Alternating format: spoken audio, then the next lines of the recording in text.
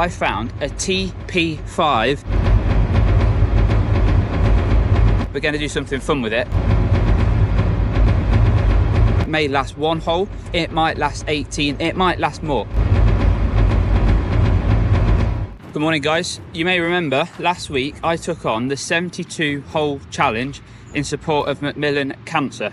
I was fortunate enough on one of my travels that I found a TP5 X Pix ball in the bushes.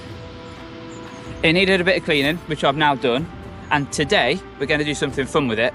We're going to see how long a 15 handicap golfer can play with a single golf ball. Now guys, I don't know how long this video is going to last. It may last one hole, it might last 18, it might last more. Let's find out. Guys, the next time you see me, I'll be on the first tee. Let's go see what I can shoot with this TP5 Pix ball.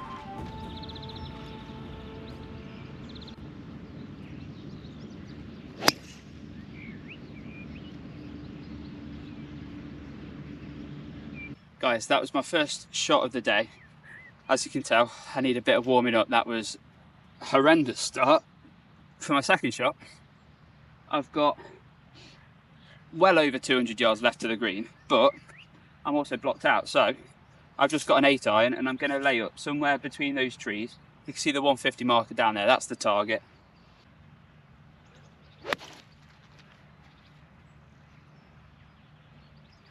Oh, I thinned it, but it's just going to skid because it's wet and it's actually gone to a good distance. So 140 yards to the pin, should be a nice comfortable 9 iron. There's water just down here, so if I thin this one, that could be video over already.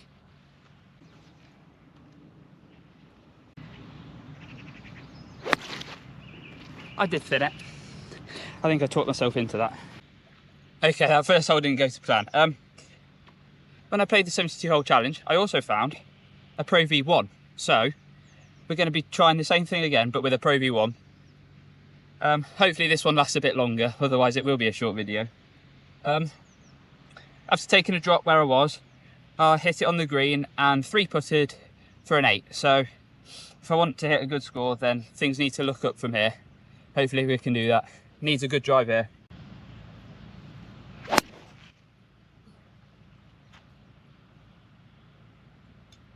And a good drive is exactly what we get. Guys, the point of this video is to find out if, for a 15 handicap golfer, it's actually worth the investment of getting a premium golf ball such as a Pro V1 or a TP5X from Taylormade. It's almost certainly going to be an upgrade on whichever ball it is that you play with, but it's only going to make your golf game a fraction better. But certainly over the Costco ball, it can actually be quadruple the price, if not more. So I'm just finding out today if that investment is actually worth it. I mean, it's going to vary from golfer to golfer, and not every 15 handicap is going to lose golf balls at the same rate. Whether that be more frequent or less frequent. If you lose balls less frequent, then it would probably be worth more of the investment compared to if you lose more frequent balls, and it's definitely not going to be worth the investment. Like I've said before many times, I play with the Kirkland Signature V3 golf ball from Kirkland. It's been compared numerous times to the Pro V1. Titleist even filed a lawsuit when it first came out, and there's been a couple more iterations of the golf ball after that. So it's very similar in terms of performance. I've got 152 yards to the flag. It's pin position 4 today. On hole 2, that means it's at the back right. So there's no point in going long. 152 yards. I'm actually going to go with a 9 iron, which normally goes about 140 yards. But I'm thinking with a premium golf ball, it might go a few extra yards, but I certainly don't want to be long of that pin. So that will be my plan for this shot.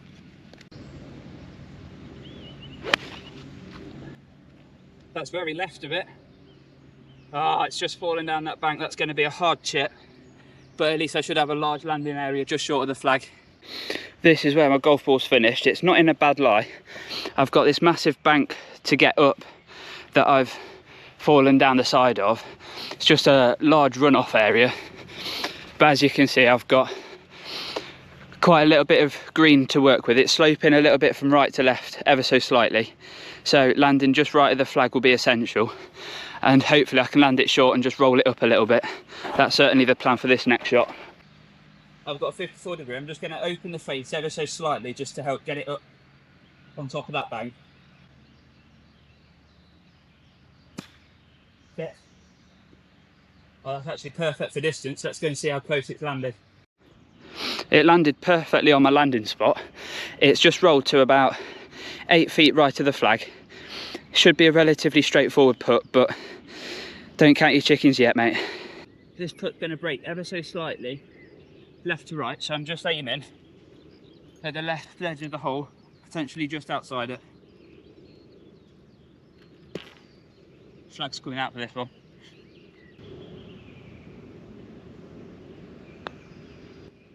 I just pulled it a touch.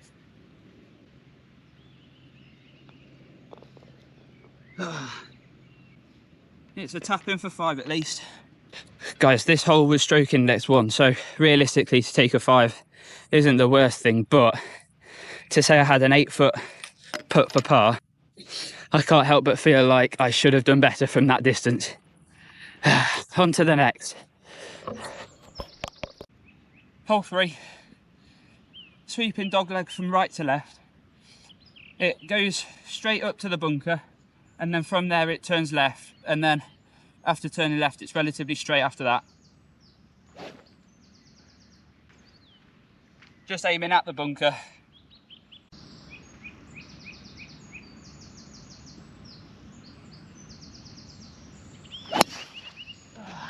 Came out the toe, that's going left. That might be in a spot of bother. The ball lives on. I was worried for a sec that it might have crept into this little hazard here, or even wandered off into the trees, but it's a few yards just to the right of it. The ball's below my feet, and I'm just going to hit a pitching wedge just to lay it up to a nice comfortable yardage.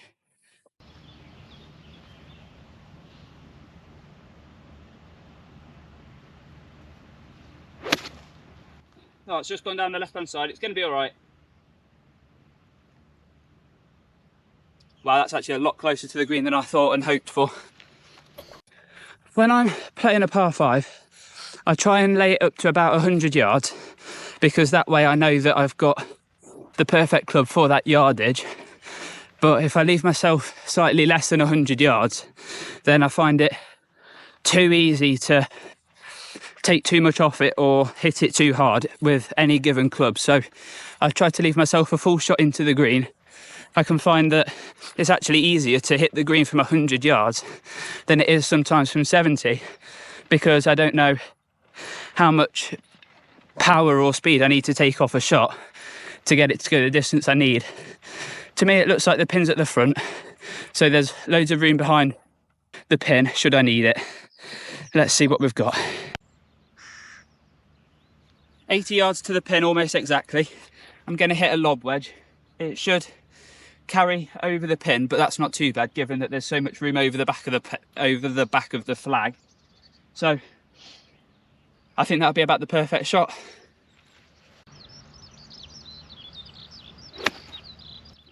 Beaver club. That looks excellent. Yeah, so just as expected, it's gone over the flag. I don't know if it stopped quickly or not because the green's above where I'm playing from. It should be a good shot. It's a green in reg. So because I was playing out of the rough, it seemingly landed just past the flag and just jumped on, because I'm guessing out of the rough it had 0 spin. So I've actually shot through the green. So I've got a long putt from the fringe. A 2-putt here would be amazing, but realistically I'd be quite happy to take a 3-putt. Simmer, simmer, simmer. Yeah, it's not actually done too badly. It's rolled about 4 foot past the hole, but it's about 12 foot right, so I've still got a challenging putt to make here.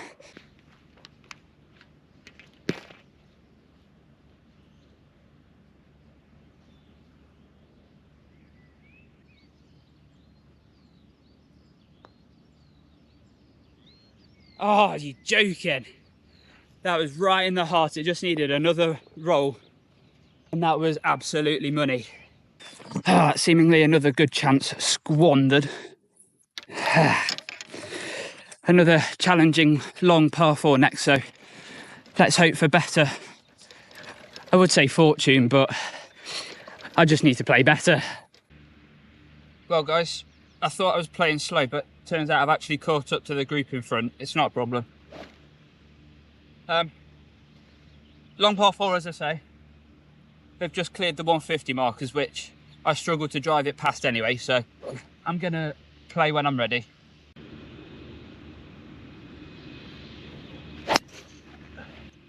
Foot slipped, it's gone high and right, but it's just drawing back to the centre line. Absolutely perfect. Guys, I've got 136 yards. I just thought I'd find out my yardage while they're on the green. Pin position 4, the pin is at the back right of the green, so anything slightly short left of it would be the ideal shot.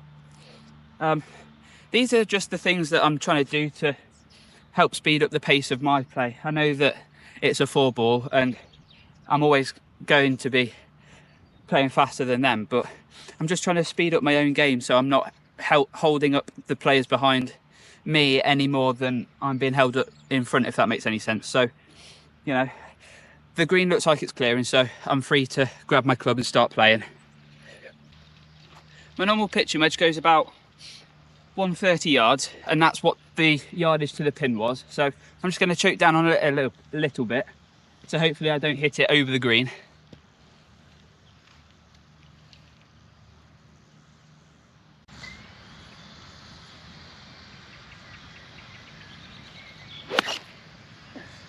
Oh, it's in the bunker, I think. Get over it.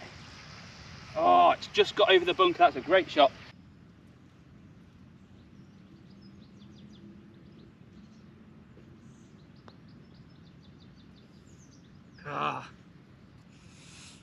It was just on the edge of the fringe and it just got caught up a bit more than I thought it would. Sorry I didn't say anything before that shot. The guys were teeing off on a tee box just to the right of the green. They didn't feel right to talk while they were trying to take their stroke, so apologies for that. But they've teed off, so I can talk through this second shot a bit more. It's falling ever so slightly left to right, so again just outside the hole would be the ideal.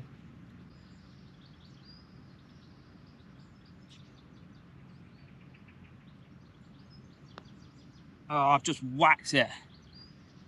Oh my god.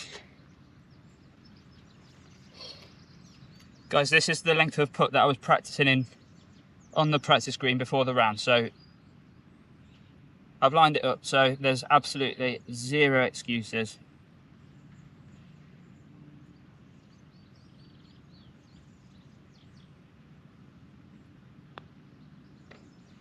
Yeah, perfect shot. On to the next. Guys, you join me back on the 7th tee.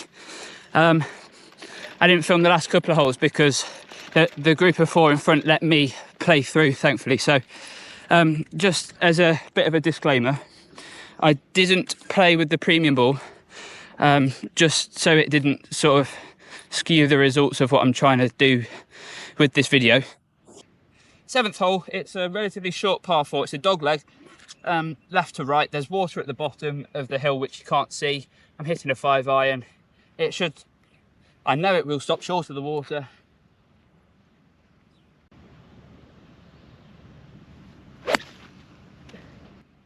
That's a great shot.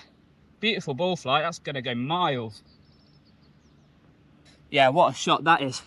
That could potentially be about 100 yards from the green. Something that I'm going to start doing from now on is arriving at the courses knowing that I've got a tee time booked at a time when it's not as busy, and I know that I won't have to play through groups, or I won't have to rush because there are groups behind. I know that that's happened a few times now, and I'm sorry to let you guys down, but it won't happen again. I can promise you that. I've just hit an absolute amazing tee shot right down the middle of the fairway on the 7th hole. It's actually not gone as far as I thought. Since it's comfortably inside the 150 markers, but it looks like it's about 130. Let's see when we get down there. Yeah, the wind's slightly behind, which will help. So it's 140 yards, but it's playing 132. And as I said, that's the measurement to the pin, which is right at the back of the green. So anything just short of the pin would be an ideal shot. I'm just going to go with my pitching wedge again and just choke down on it a little bit. And I think that should be the perfect shot here. The ball's above my feet as well, which should help it come in off that right-hand side over the bunker.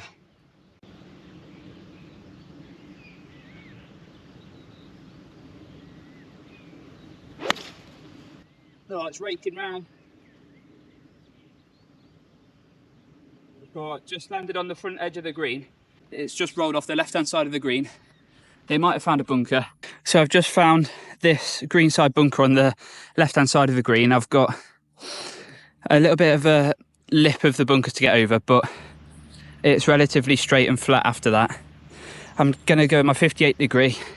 Let's see how I get on with this. Spin. Settle.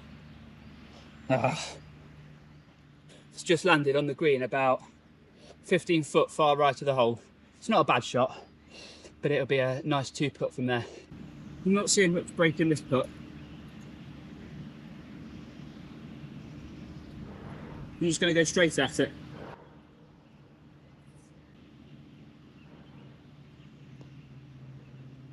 Go, go, go, go. Boom!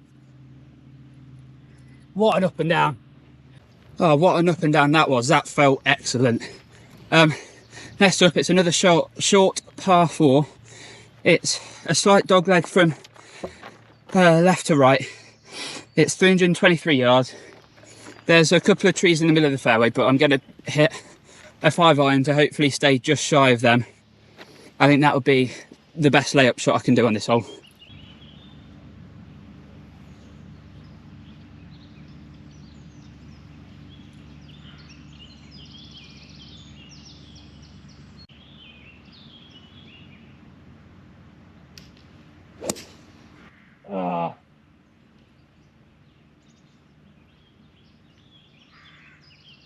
Well, it's just gone down that right hand side. It's not in any danger, but I am blocked out a little bit. So I'm blocked out by these big trees. I don't have a yardage to the pin because of that. I'm going to go with my 50 degree because I know from experience around here that that's the right putt from here. This Pro V1 is launching higher than my normal golf ball, so I'm confident that with a good strike it'll get up and over those trees quite easily. There's water just the other side of the tree, so this is a risky shot, but I'm going for it anyway.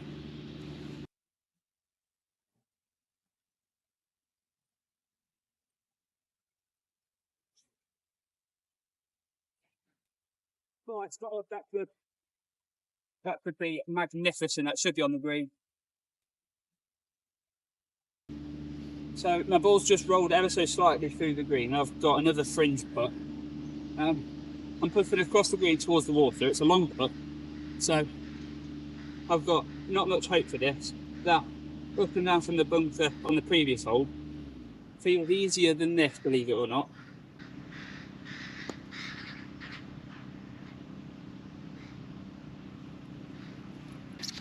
Alex, the greenkeeper, very kindly stopped mowing the grass for me just there. I've got about 6 foot left of the hole.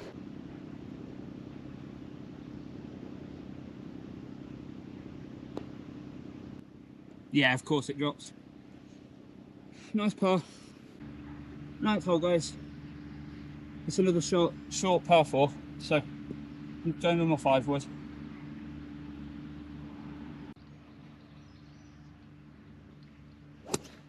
Oh no.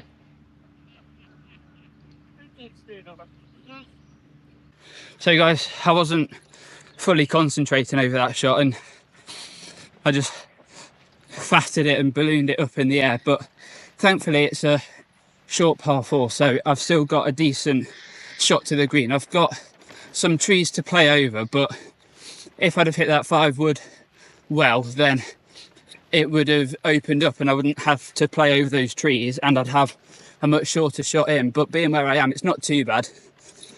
Again, I've got some trees to play over, but it actually should be a comfortable yardage for me to hopefully get it close.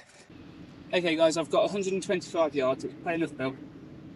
I've got these trees to get over and there's a giant bunker short of the green, so I'm going my full pitching wedge.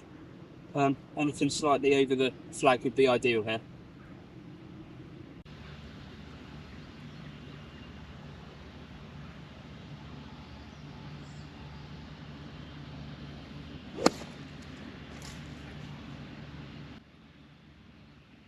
So I thinned it, but somehow it's found a way through the trees and into that greenside bunker just short. So thankfully it's actually stopped just shy of the bunker, but the green here is very horizontal and there's very little from front to back. So distance control here is key.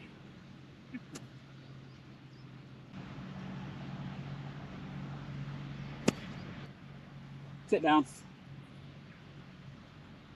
Oh, it's just rolled off the green at the back. That previous chip came out so well, but it's just landed around here and it's just shot off through the back of the green a little bit. I've got my 54 degree in hand. This should get up and down, but I'll be very disappointed if it doesn't. Sit down, sit down. Oh, I just whacked it through again. Very annoying.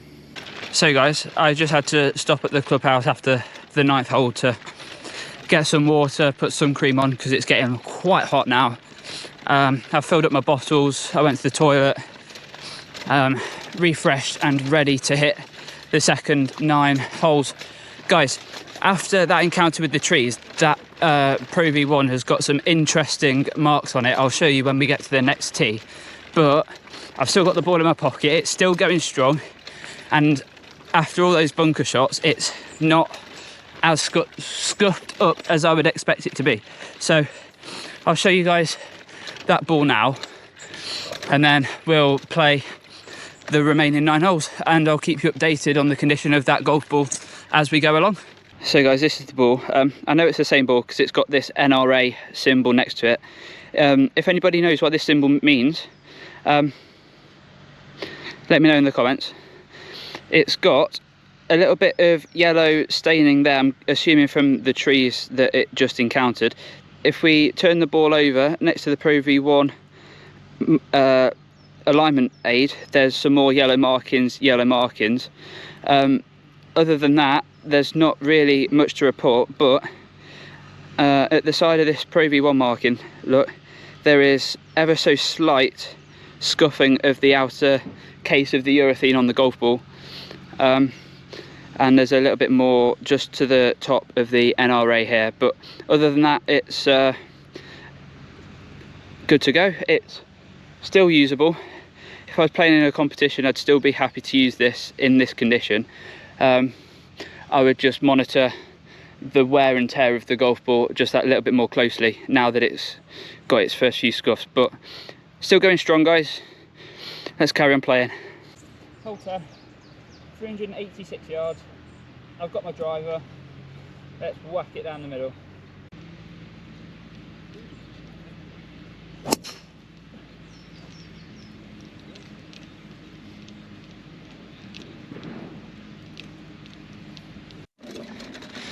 Oh, that tee shot was less than ideal. It came out the high toe of the driver face, so it drew ever so slightly, but it started out a mile right.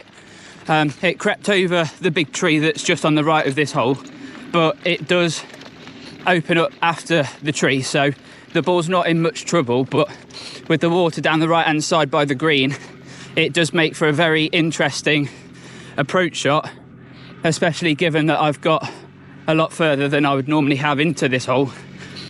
Guys, it's done very well for distance. It's actually just inside the 150 markers, but I am right to the fairway.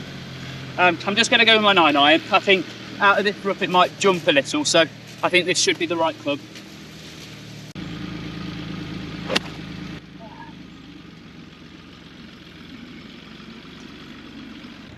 So guys, my ball went down the left hand side, luckily away from the water. I think it's in the greenside bunker, but we'll see when we get up there. Given that it's such a hot day and I'm playing with a slightly more premium golf ball, the ball is actually flying a lot further through the air than what it would normally, and I'm finding that I'm hitting about one less club into each hole, which I find is really helping my game. And although I've not hit the best score so far because I'm slightly rushing, I still feel like I'm playing better golf, if that makes sense. Let's see if we can get another bunker up and down. I've got a nice lie, thankfully. I'm just going with my 58 degree. It needs to stop quite quick given there's water behind and there's not much room between me and the flag.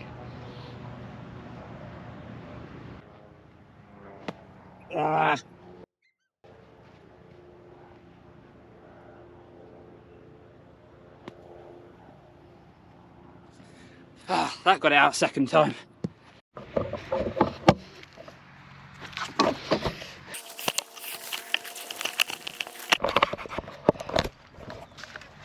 Oh no. I'm hoping that drive recorded, because I pressed the record button after I hit the drive and that normally stops the recording, but it's still recording, so it might not have recorded that drive, but it was an amazing contact. It just sort of, it avoided the tree, but it sliced right and it's gone into this. It's gone into that really thick sort of, I don't know how you'd call it, but it's waist high anyway, so the chances of finding it are very slim. So guys, that might be the end of the video. Hopefully I'll be able to find it, but with the players behind, I'm not holding out much hope really. So guys, after that drive on 11, that was the end of that Pro V1, unfortunately. But it just goes to show how having a premium golf ball won't fix the problems in your game that you're currently experiencing. For me personally, you've just seen that TP5 didn't last the end of the first hole, guys, and that Pro V1, it lasted for a total of 6 holes, and it was my drive on the 7th hole of using that ball that I couldn't find that ball anymore. So for me at this stage in my golfing progression, it doesn't financially make sense for me to invest in using premium golf balls, just simply for the fact that, you know, the premium golf balls, especially from the premium brands like the Titleist, the Taylormade, they're £50 for a dozen. Like, for just a fraction of that cost, you could have Kirkland signature golf ball, and for a mere £27 you get 24 golf balls. So it's double the price and it's half the amount of golf balls that you get in each box. Now, I know that there are some performance benefits of having a premium golf ball, but does it justify the cost? I know that I'm not representative of every 15 handicap golfer, and I know that there are some out there that could go a whole round without losing a golf ball on their best day, or, you know, certainly losing golf balls less frequently. But for me, I'm not at a stage where I can comfortably say that I'm happy to invest in using a premium golf ball. But for those handicap golfers that are losing golf balls less frequently, is it worth investing in a premium golf ball? Guys, that's down to you. I don't want to say yes, it's worth investing, or no, it's not worth investing, because every golfer is different. and it's not my place to do so, to say you should buy a premium golf ball or no, you shouldn't use a premium golf ball. I'm not going to do that, but the jury's out on whether it's worth the investment, you know. I'm not sure what exactly the next video will be, but I've got some exciting content coming up. I don't want to drop any hints, but I'm going to be taking on some of YouTube's biggest golfers. If you've enjoyed this video, be sure to like and subscribe.